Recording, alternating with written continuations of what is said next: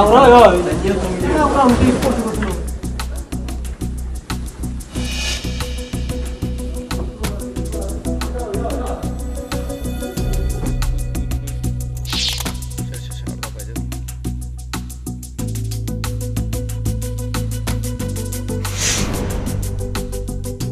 is reported that 1,500 are already training in the Far East region in Russia. Could they play a decisive role in changing the course of this war? No, they cannot play decisive role if we're talking just about 12,000. When we got there, we found no reserves. So like we couldn't see any reserves there from Russia. So it was empty. It was almost nobody there. Essentially, we found out that all Russian might is on the Donbas region of Ukraine, which is the east of Ukraine, southeast, and that's it. They would be trying to use North Korean soldiers to die in Ukraine. If this is just 12,000, most likely these people will disappear in a couple of months. But if this is more, if they will be sending more and more people, then yes, then it may be playing the role. We'll see what the word elite forces means, because in Russia we also destroyed a lot of elite brigades, and they happen not to be that much battle ready. We need to see level of training of these troops, and then we're able to continue and to comment. But yes, of course, they don't speak Russian. They will not be provided with some very high-tech equipment. They will not be operating with the aerial support. They will not be operating, on some, some areas where they would be able to avoid artillery fire. They would be able to avoid drone fire and so on. So most likely there will be a very high level of casualties among these people. But we'll see. It's too early to say. How much percentage of North Korean army do you think will die in the front line? Well, from these troops which they sent now? Mm-hmm. Yeah, like most of them. Pretty much 90%, most likely, if not more. Wow. That's what the percentage of Russian stormtroopers which are dying. The Wagner group led by Prigozhin was effectively carrying out the war from 2022 to 2023. Will the North Korean troops now become Putin's brand new Wagner group on the front line? We don't know, because North Korean military didn't fight yet, so we will see to that. Mm-hmm. Wagner Group has distinctive features. So, for instance, they had a very strong command. They had very, very capable commanders with a good experience. They were ruthless, they were cruel, they were all war criminals, but they were very well trained, and they had very good,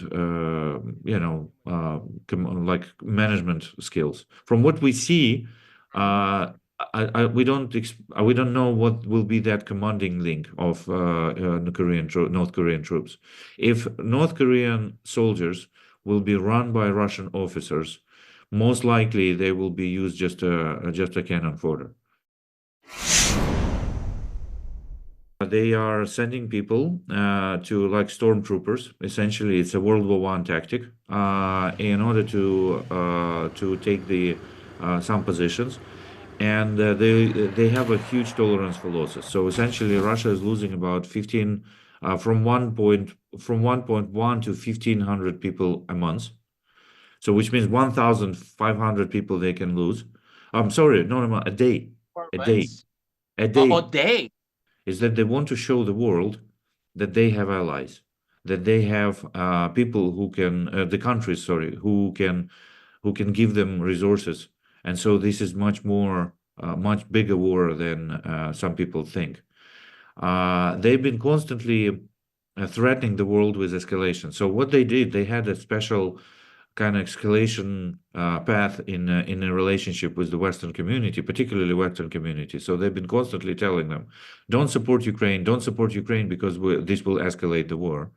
And so they want to distract the global community from supporting. But the thing is that they would continue anyway.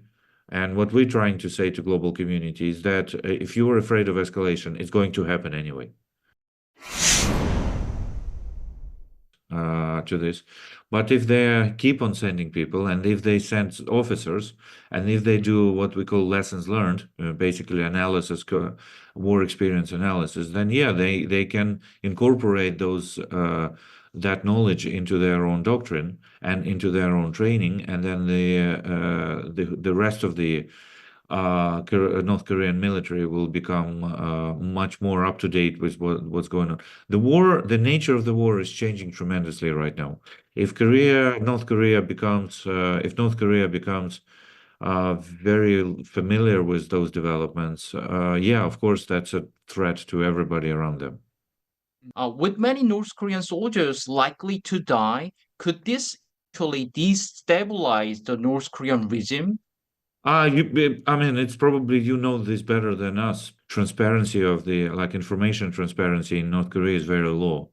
So most likely the people will not see those deaths. He's most likely telling lies to North Korean government. Most likely he's telling them that they're doing very well, that they have some success.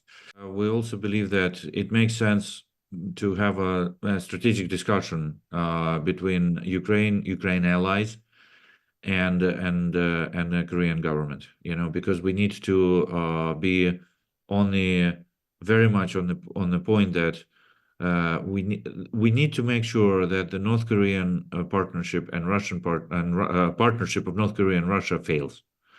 We need to make sure that partnership is not succeeding, and it's not and it's not doing well, and eventually it breaks up, or at least evaporates to something relatively insignificant.